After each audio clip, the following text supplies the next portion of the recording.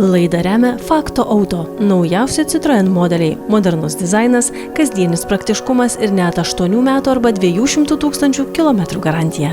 Kamščiai, dažni užvedimai, trumpi atstumai. Hado Red Booster sustiprina automobilio alyvos apsaugą. Hado Red Booster – apsauga, kuri veikia.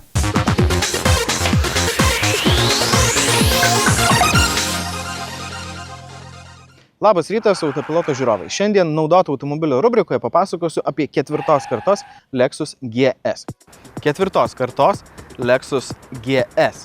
Jei ką tik pagalvojote, kad apie 4 kartos Lexus GS jau pasakojame, tai atmintis jūsų neapgauna. Tačiau tuomet tai buvo GS 350. Galinga atmosferinį V6 variklį turintis modelis, o tai daug ką keičia. Tuo metu šiandien kur kas prieinamesnis ir racionalesnis 300H.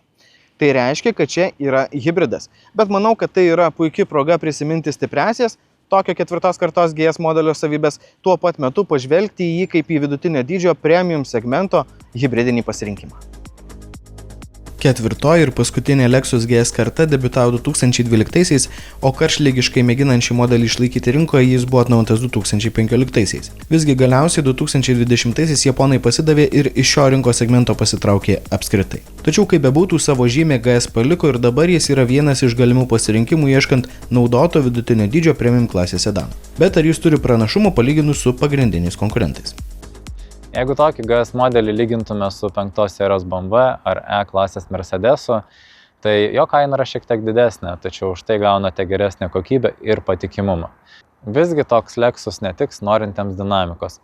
Tai ramesnio charakterio modelis, kuris labiau orientuotas į komfortą ir degalų ekonomiją, kurią leidžia užtikrinti efektyvi hibridinė pavara. Kalbant apie 4 kartos GS techninės specifikacijas, reikėtų atskirti modelius iki atnaujinimo ir po jo. Kadangi bandome modelį iki atnaujinimo, plačiau apie jį. Išlaikant tradicijas, kaip ir prieš tai buvę GS modeliai, taip ir 4 karta neturi nė vieno dyzelinio variklio pasirinkimo. Vietoje to, norintiems taupyti degalus, yra hibridinės pavaros, o netaupantiems 2,5 arba 3,5 litro V6 variklį. Hibridinės pavaros buvo derinamos su bepakopėmis, tuo metu V6 atmosferiniai varikliai su 6 pavarų automatinėmis greičių dėžėmis. Bandomas GS 300H turi hibridinę pavarą su 2,5 litro V6 ir elektros varikliais, kurių bendras pajėgumas 223 arklio galios, o per bepakopę automatinę pavarų dėžę varomi galiniai ratai. Dėl plastiško V6 ir dinamiško elektros variklių iš vietos toks GS pajuda energingai, tačiau pasiekus užmiesčių būdingą greitį viskas pradeda išgaruoti. Automobilis netenka dinamikos, o dėl specifinio bepakopės pavarų dėžės veikimo variklis pradeda veikti per garsiai. Todėl komfortiškiausia su tokiu hibridiniu Lexus važinėti mieste. Ekonomiškiausia taip pat. Išnaudojant hibridinės pavaros privalumus, vidutinės sąnaudos gali siekti vos 5 litrus benzino 100 km. Kaip tokios klasės modeliui, tai pagirtinas rodiklis. Užmiestyje sąnaudos padidėja bent litru, o viršijant 90 km/h ribą ir dar daugiau. Važiuoklė komfortiška, gerai sugeria kelio nelygumus, stabilumo taip pat pakanka, bet vairo mechanizmas ne itin informatyvus ir tikslus, todėl važiuoti azartiškiau nesinori visai. 4 kartos Lexus GS kaip vidutinio dydžio premium klasės sedanas viduje tikrai tuo ir pasižymi. Čia galime rasti tik kokybiškas, malonės liesti medžiagas. Turime labai daug oda padengtų paviršių ir ta oda vėlgi tikrai labai malonė liesti, labai kokybiška. Jeigu pasižiūrėtume net ir į sėdynės, tai šis automobilis pagamintas 2014 metais, įveikęs daugiau negu 194 000 km, bet viskas atrodo vis dar labai puikiai ir solidžiai. Tai kokybės surinkimo atžvilgiu šiam automobiliui jokių priekaištų. Tačiau ne viskas šiame automobiliui yra taip gerai ir taip malonu. Tai norėčiau atkreipti dėmesį į tą didelį netinka, milžinišką ekraną per vidurį, kuris yra valdomas tikriausiai pačiu prasčiausiu įmanomu būdu, kokį tik galima sugalvoti. Tai mygtukais čia ir štai šiuo valdikliu. Tai kol mygtuką paspaudė, viskas gerai, bet kai reikia surasti reikiamą funkciją, tai viskas tampa labai sudėtinga. Ir sudėtinga ne tik dėl to, kad reikia surasti, kurioje meniu vietoje yra reikiama funkcija, bet tiesiog valdyti šį valdiklį yra labai sudėtinga, nes jis labai netikslus. Tai jau stovint vietoje yra sudėtinga kažką surasti, o jeigu važiuojam, tai tada situacija tampa dar bent 10 kartų prastesnė. Taip kad šis sprendimas yra erzinantis ir nelabai vykęs, bet Na, kągi, tenka su juo susigyventi.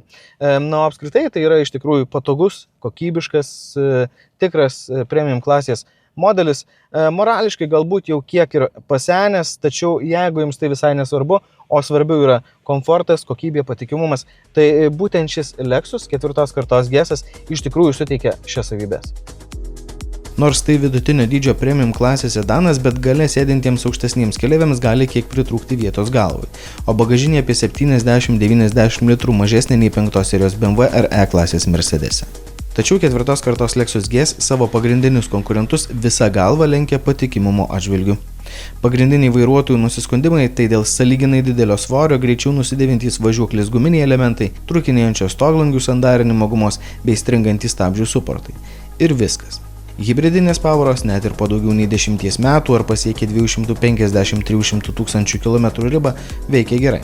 Kartais didesnę ridą turinčių modelių hibridinės pavaros akumuliatoriai būna kiek degradavę, bet vis dar veikiantys. Jeigu jūs sudomino būtent šis Lexus GS 300H, kurį bandome šiandien, tai galite įsigyti iš longo.lt.